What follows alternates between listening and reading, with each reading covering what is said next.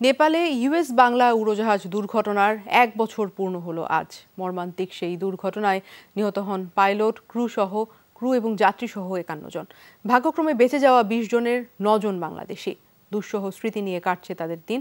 কেউ কেউ বয়ে বেড়াচ্ছেন পঙ্গুত্বের অসহনীয় যন্ত্রণা। ফখরুল ইসলামের ক্যামেরায় আরও জানাচ্ছেন আব্দুল্লাহ তুহিন। নেপালের ত্রিভুবন বিমানবন্দর 12 মার্চ 2018 সেই মুহূর্তটি ছিল দেশের বিমান দুর্ঘটনার ইতিহাসে সবচেয়ে দুঃখজনক দিন।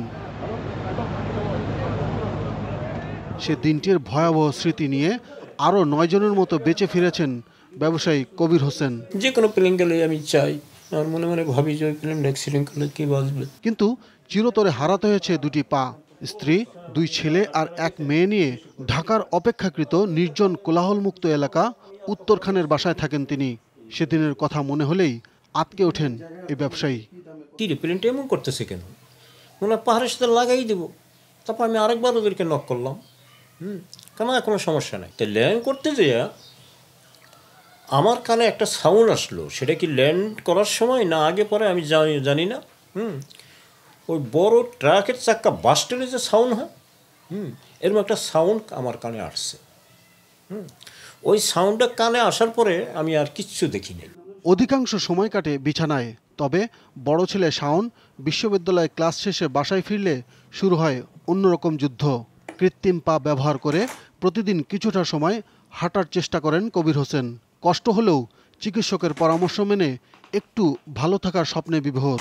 আমি একটু ঘুমাইতে পারি না, একটু ঘুম চোখ আসলেই আমি স্বপ্ন দেখি আমি দৌড়াচ্ছি, এখানে যাচ্ছি, ওখানে যাচ্ছি, ওখানে যাচ্ছি, আগের মতো। কিন্তু স্বপ্নটা ভেঙে গেলে আমি বিছানায় শোয়া। বাবা জীবিত আছেন, এতেই অনেক খুশি পরিবারের সদস্যরা। এখন পর্যন্ত যাবতীয় খরচ বহন এবং পরিবারের দেখভাল করেছে ইউএস বাংলা। তবে ভবিষ্যৎ নিয়ে শঙ্কাও আছে। অ্যাক্সিডেন্টের পরে একটার পর একটা সমস্যা বাড়বেই, সমস্যা হবেই। তো ভবিষ্যতে অনেক কিছু আমাদের দরকার হইতে পারে। যেমন এখন আমরা তাদেরকে পাচ্ছি, ভবিষ্যতে তাদেরকে আমরা পাশে পাই। ছেলে মেয়েদের কাঁধে ভর করে দুপুরে বারান্দায় এসে বসেন, থাকেন বিকেল পর্যন্ত।